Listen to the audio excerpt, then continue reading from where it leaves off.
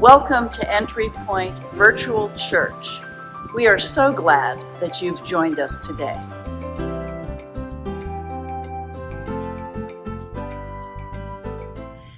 Welcome to our service today. As we investigate the topic of us versus them, I want to first tell you why I am choosing to break my own rule about politics and our church. I believe fully in the separation of church and state, and if you've paid attention, I have never voiced support for either political side while I have been your pastor.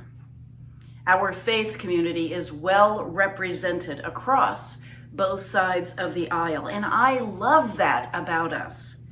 I don't think it's my job to tell you how to vote any more than I think it's my job to tell you what or how to believe.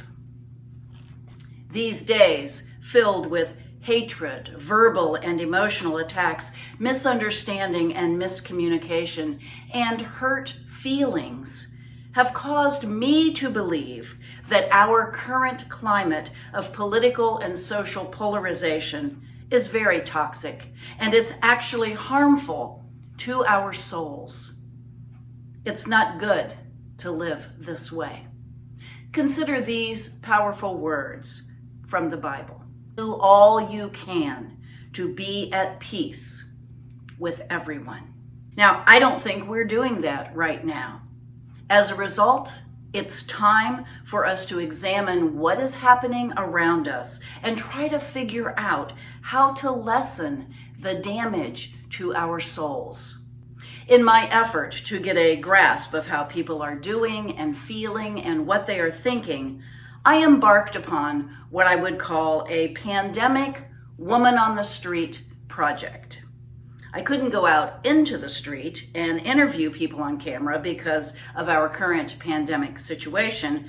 So through email, I asked several people the same 4 questions. Their reactions comprise about half of this service. Let's get started.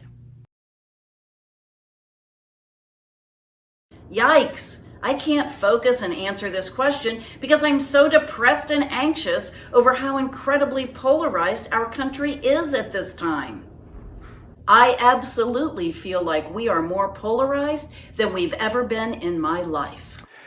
Yes, I do. And the reason that I feel that way, or the reason I feel that we are in this polarized state is that we find ourselves, is because our leaders in Washington are more polarized and divided than ever before. It was very common back 10, 20, 30 years ago that politicians on both sides of the aisle would work together to draft legislation that would be comprised of elements that were both Democratic and Republican ideals. And now in today's world, it seems that working with the other side, regardless of what party you're affiliated to, is viewed as weakness, is viewed as disloyal, and is criticized publicly. I grew up in a house where discussion of religion and politics were discouraged within our small family, as well as parties and larger family gatherings. My parents wouldn't even tell each other who they voted for. For a while, I thought this was ignorant, not discussing the topics. But for the past few years, I think they may have been onto something. There seems to be a right and a left, but no middle ground. Or those in the middle, and I think there are a lot of them, are forced to one side or the other. As a society, we don't look for common ground anymore. We look for total agreement or total disagreement. We don't listen to each other. No one tries to seek first to understand and then to be understood. My take on the political polarization and sometimes acrimonious interactions among people when discussing politics is that it comes down to the lost art of listening. We no longer listen to one another in a meaningful way. We're tuned out to the world.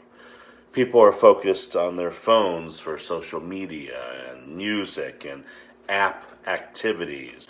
We have become a society in which we listen to respond rather than listen to learn. We now live in a world in which we use confirmation bias to fill in narratives. In doing so, we take comments out of context and craftily pull elements of comments to fill our own beliefs. We hear only what we want to hear. Inflammatory statements have always been around. The difference now seems to stem from our access to factual news and opinions 24/7. Plus, technology has made it possible to alter images and text with ease. I think we're extremely polarized. I think politically, but I think it's not limited to the political realm. I think we're in a position where polarization is really everywhere. We've for some reason we've decided to carve ourselves up into as many groups as possible and sort of wall ourselves off from each other, and really find safe harbor in people that are exactly like us, that think exactly like us, that have exactly the same characteristics and likes and interests that we have.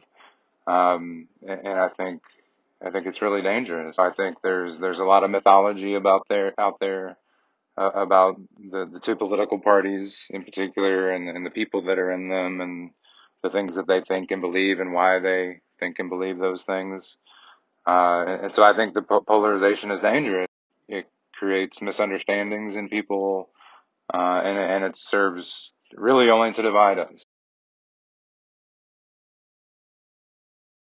The phrase could rally a group together and increase cohesion within that group, but overall, it's not helpful language because it pits one against another rather than seeking common ground. When I hear the phrase us versus them, I immediately think of choosing sides. And I think of us as being people who are like-minded and them being people who hold different ideals. I think that it immediately puts up a wall, and people's human nature is to gravitate towards people who think like they do. And I think that just creates more of a divide, more polarization between groups of people who have opposing viewpoints. It immediately establishes sides and barriers. Labeling any group as them makes them the other group and implies that we are inherently different. It seems to be an inevitable part of us, right? It's part of our instinct. I think what's interesting is that by simply being labeled as us or them, the treatment and behavior is vastly altered. If someone who I've labeled as us in some way, part of my team or part of my company, or one of those contacts, I tend to give them the benefit of the doubt. I assume the best rather than assuming the worst. But of course, the inverse is true for someone who's been labeled them. Nothing is taken without proof or evidence. There's no believing you just because you say it. It's the root of why we can do such horrible things to each other, because we can just put people in a them category, and we can just behave completely differently. We can commit all sorts of atrocities. The human race has been doing this the whole time we've been here. Please pray with me. God, it's feeling that as the election grows closer, we as a society are becoming more and more divided. Many of us hold strong beliefs as to who we'd like to see in office and the direction we'd like to see the country go, and find it difficult to listen to opposing points of view. So much so that there are long-term friendships that we have terminated, family members that we no longer communicate with, and we may even isolate ourselves due to our strong feelings. Please change our perspective and open our eyes and hearts to people that have different points of view. Help us to see what we can learn from others who have different ideas on the direction that we should be headed as a country, and help us to have an understanding of their points of view and to honor where they come from and their beliefs and their hopes and dreams for us as a society. Fill us with compassion, wisdom, faith, and hope, and regardless of where the election lands, help us to be united and moving forward. Amen. The very first time I encountered the use of us versus them, I was probably 6 or 7 years old. I was standing over my mother's shoulder as she was seated at our dining room table, and my parents were getting ready to play cards with my aunt and uncle. My mother was usually the scorekeeper, so I watched her draw a line down the middle of the page. And then I watched her write at the top of the column to her left the word us. And then I watched her write the name them on the top of the column on her right. I asked her why she wrote that. I asked her why she didn't just write down everybody's name at the top of the page. There were only 4 people. She replied, "It's just easier this way." Well, Mom, today I would have to disagree with you. It isn't easier this way. Not right now, it isn't. Why is it so easy to place people into columns labeled us and them? Where did this all start? Now, the most likely answer would be competition. When one person or group is facing off in some kind of competition. My team versus your team, my high school debate team versus your team, my basketball team versus your team, my freshman class versus your senior class at a pep rally, or my 3rd grade class against your 3rd grade class for the spelling bee, my neighborhood versus your neighborhood, my city versus yours, my state versus yours, my country versus your country, my candidate versus your candidate. Now, there are actually 2 psychological theories of why we resort to us versus them mentality. The first, as I have just discussed, is competition. However, beyond the my team versus your team idea, we move into a darker sense of psychological interaction when we perceive that our group might be in direct competition with another group over a limited resource. When that happens, we are likely to experience hostility toward members of that group. When this happens, the division becomes political. We are divided politically over nationalities, racial categories, and ethnic groups. We are divided about a multitude of issues socially and politically. We don't need competition in order to develop an us versus them mentality. The mere categorization of people into us versus them is enough to produce hostilities. People are either like us, the good guys, or they become a them, one of the bad guys. They are bad because they are not us. Walter Kaufman has written, "Righteousness, intelligence, integrity, humanity, and victory are the prerogatives of us, while wickedness, stupidity, hypocrisy, and ultimate defeat belong to them." This quotation is a critical observation of the barbaric way we humans treat one another. The us versus them mentality is a basic tenet of human psychology. We need to understand and recognize what happens to our thought processing when we place people into that mental category of the other. It's an established principle of psychology that lies at the heart of bullying. I wish I could wave a magic wand and get rid of all of the negative ways that people treat each other. My heart hurts much of the time. I fear for the mental health of our nation every second. We lose some of our humanity and our compassion when we behave this way. Much of what is going on in our culture today is bullying. Let's go a little deeper in our analysis. All human beings have the capacity to compartmentalize certain people as others and set them in a category apart from ourselves, thus creating psychological distance between them and us. And now, when someone is not like us, then they are an other. And when they are an other, they're not one of us, and so they're apart from us, and they're alien from us, and therefore they are not extended the same empathy or the same compassion that we normally extend to our peers. How does this happen, you might ask? How did we get so far away from the golden rule? How are we able to treat people so poorly?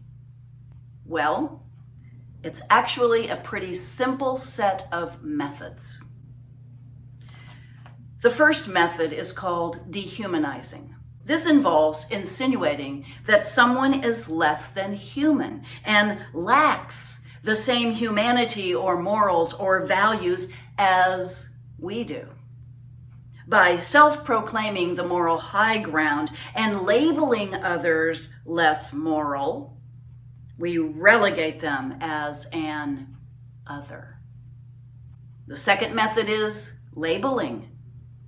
Monster, predator, terrorist, illegal. Americans do love their labels. But every time we use such negative labeling, we abandon a more accurate and nuanced view of a person in favor of a negative label. They become this label. They now embody our most judgmental views about what a monster or a predator is. They've also become a thing rather than a person. They're not human anymore, but a dispassionate and negative label. Therefore, no act of malice against them could ever be bad. The third method is devilifying or demonizing. This involves insinuating that a person's motives are evil or maliciously motivated. They're not like us, people who make mistakes because we are imperfect. They're uncaring others who do wrong because they wish to be evil. And finally, the fourth method is inequitable treatment. This means not allowing one type of person or group the same treatment or freedom as others. Whenever one type of person or group is treated as less privileged, it identifies them as a lesser other. Now, once these tactics have helped us to dehumanize types of people, it's easier to be hostile toward them. Psychologist Daniel Goleman has written, once the others are set at a psychological distance, they can become a target for hostility. Now, I'm wondering if this psychological distancing that helps us to easily become hostile is aided in some way by the physical distancing that is currently taking place during this pandemic. Right now, we are emotionally and physically removed from people. Maybe that makes it even easier to be hostile to dehumanize the others, and to behave like bullies. Let's go back to our people on the street and find out what some of this hostile behavior has caused them to feel and to experience.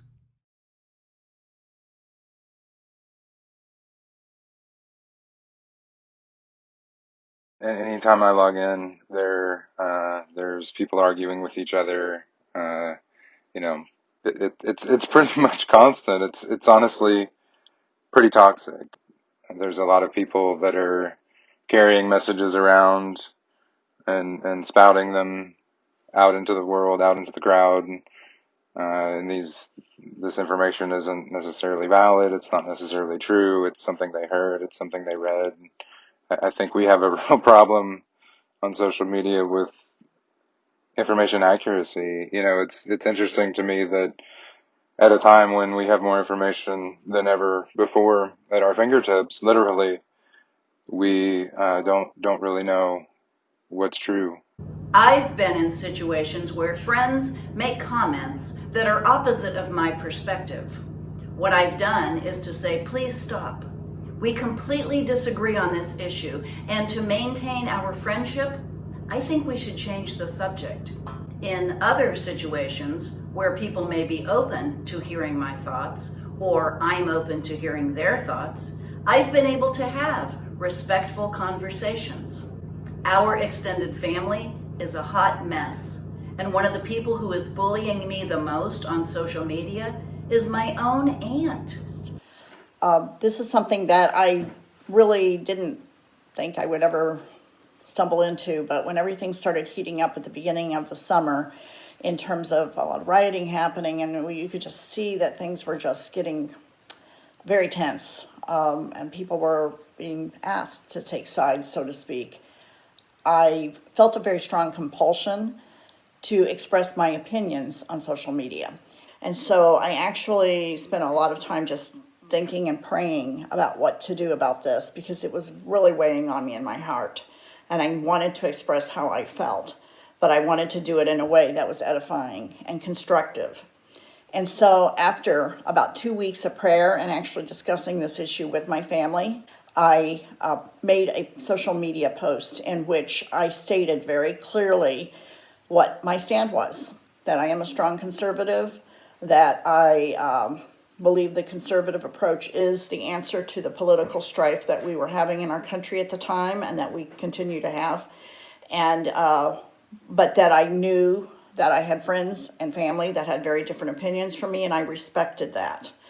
But I would be making posts and I would be making a stand, and that I would delete anything that was hateful, and did not plan on engaging in arguments with anybody.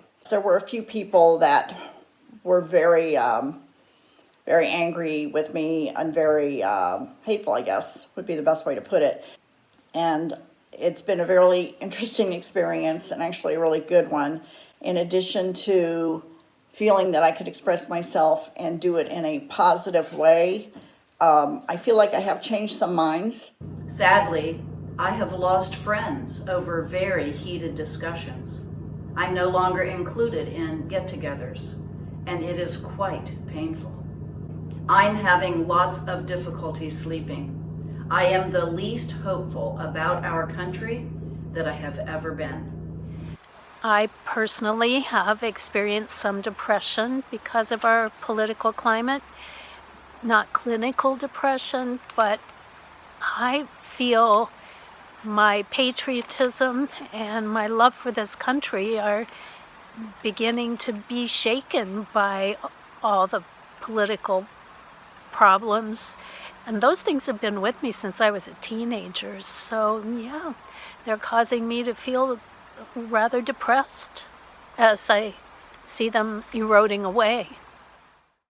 Once we have completely dehumanized and identified someone as an other and not one of us, our minds begin to build the evidence against the other with each unflattering media depiction, each feeling of having been treated wrongly, Because of a phenomenon called confirmational bias, we pay more attention to negative images and information about this person or group, which confirms our negative stereotypes while ignoring or tuning out information and experiences that might reveal more positive attributes. We assign them hostile intent, sinister thoughts, evil motives, and all sorts of other drummed up charges that exist only within our imagination.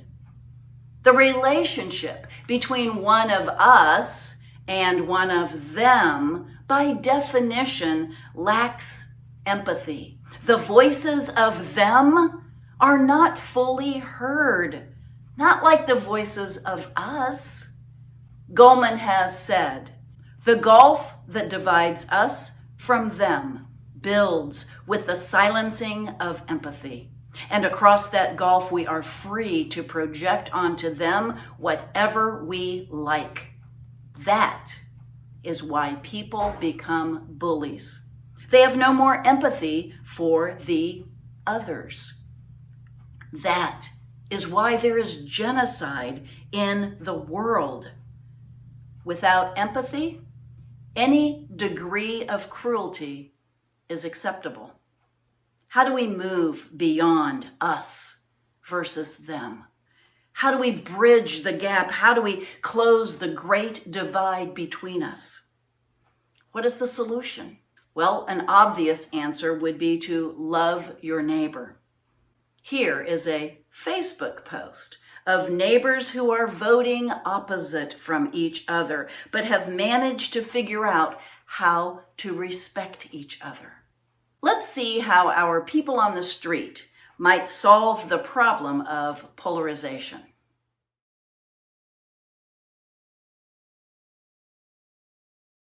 We need to be kind, and we need to be thoughtful, and we need to respect one another. I think we need leaders who truly want to do what is best for the country rather than just toe the party line. If the two-party system stays around, then the parties need to work together and stop treating each other like enemies. Overall, it just makes me sad. So much energy is spent on tearing people apart. If all that energy and money was focused on bringing people together to work on real solutions to the problems we are facing, just think of what could be accomplished. We need people to project and behave in a way that demonstrates respect for others and a desire to collaborate for shared goals. A very conscious effort needs to be put toward rhetoric and behavior that reflects unity rather than division at all levels of government.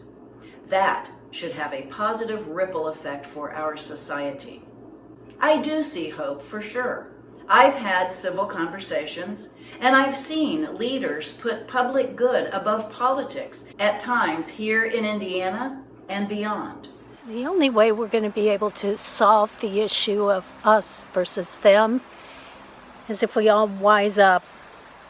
We need to stop believing the one-sided media that we're presented with, see it for the propaganda that it is, learn how to watch and interpret the words and the innuendo and see it for what it actually is. And to remember that there are two sides to everything. We need to give grace.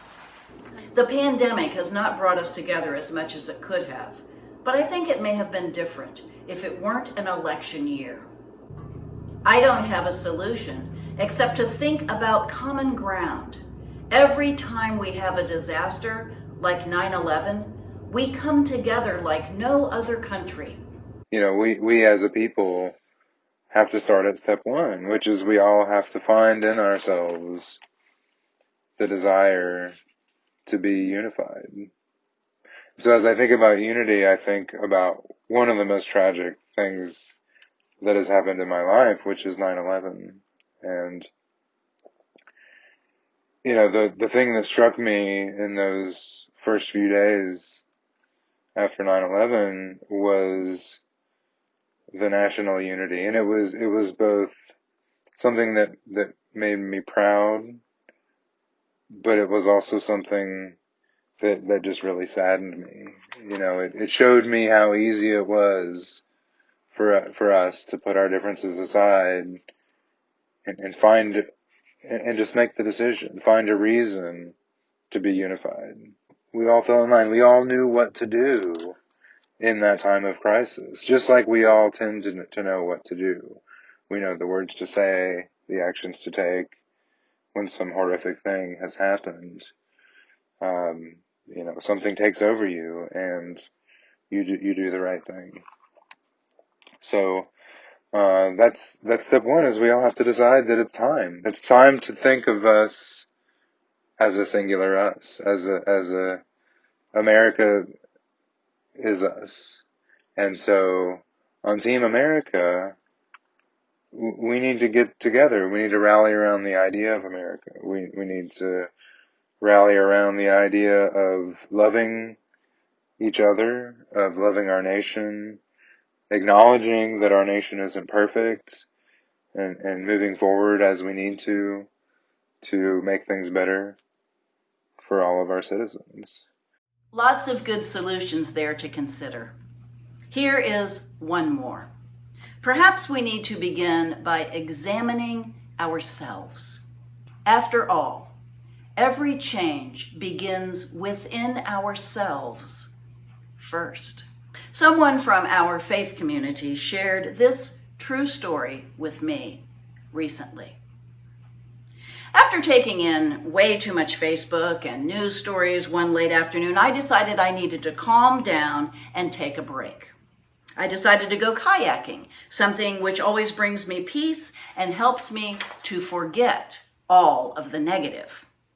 I slipped into the kayak and I started to paddle as violet hues of twilight descended. It was sublime. But about 10 minutes in, I suddenly saw a Trump flag blowing in the breeze. Now, let me just state for the record, I'm not a Trump fan. And like that, I let the frustrations of the day descend upon me. As I rode on by, I saw a couple sitting on the deck of the house with the flag, and I rolled my eyes and muttered to myself how they were surely people I would never take the time of day to talk to. I went further down the lake, and then I turned around, knowing that I'd have to go past the house again on my return. I had already decided that I just wouldn't look at the house on my way back. As the house was almost out of sight, I suddenly heard a voice yelling, "Hello, hello!" I turned around to see the woman from the house had walked down to the end of the pier, and she was trying to get my attention. Bewildered, I politely asked her if she was talking to me, to which she replied, I took some photos of you kayaking on the lake. It was so beautiful and you looked so calm. Would you like some copies?" Needless to say, I was rather shocked, followed up by a little swell of shame. Here was a woman who, not minutes ago, I was sure would never be anybody I would ever talk to. Here she was, politely and very generously offering to share some photos with me. I thanked her for the kind offer and continued on home. But I found myself thinking how I was so quick to judge her without ever knowing anything about her. Why had I been so quick to do that? Why have I let that kind of negativity creep into my soul? I'm now reminded to examine myself. I can still be true to my convictions and my beliefs without being so quick to judge others. Great story. It is my prayer that we are able as a nation, as Americans, as the human race, as a group of wonderful, united, beautiful us's, to move beyond the us versus them mentality and find love and peace. If there ever was a time that we needed some mercy, it's now. Amen.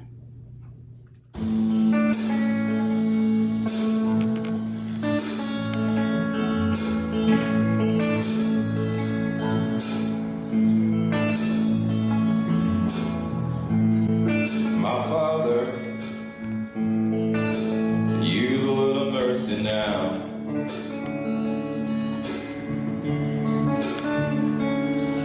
The fruits of his labor falling right slowly on the ground.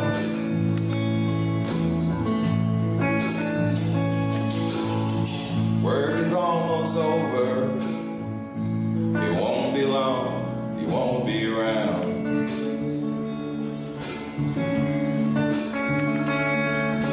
I love my Father.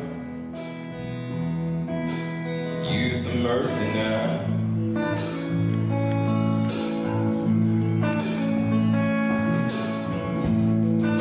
My brother,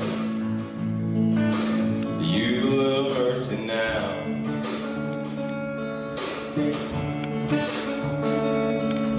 Stranger in freedom,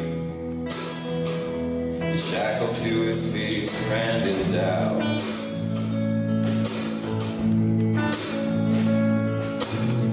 Pain that he lives in, almost more than living will allow.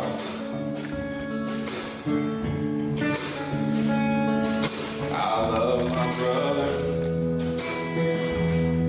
he could use some mercy now.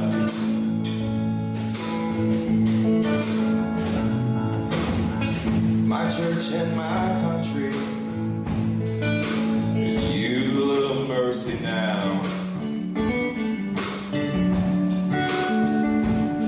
As they sink into a poison pit, gonna take forever to climb out.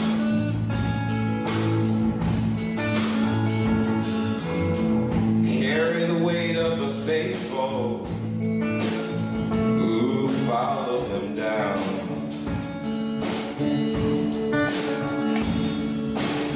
Love my church and country, but they could use some mercy now. Tell them a little bit about mercy, boys.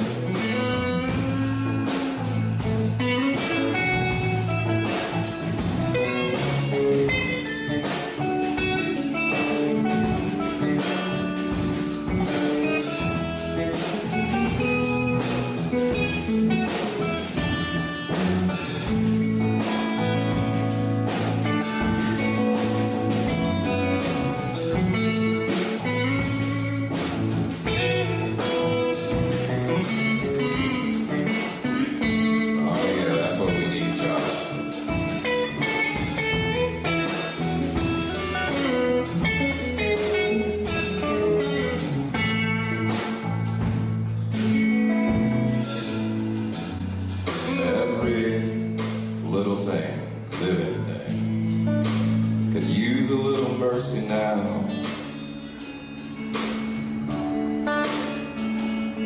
Only the hand of grace in the race toward another mushroom cloud.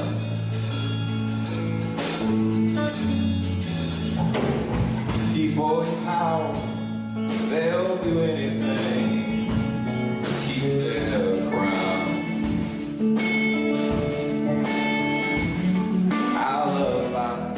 Life itself could use some mercy now.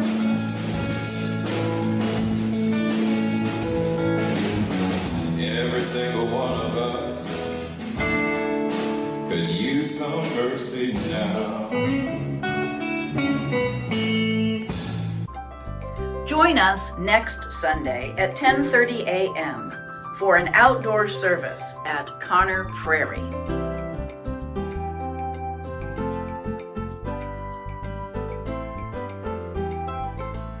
In the meantime, have a great week and go in peace. Amen.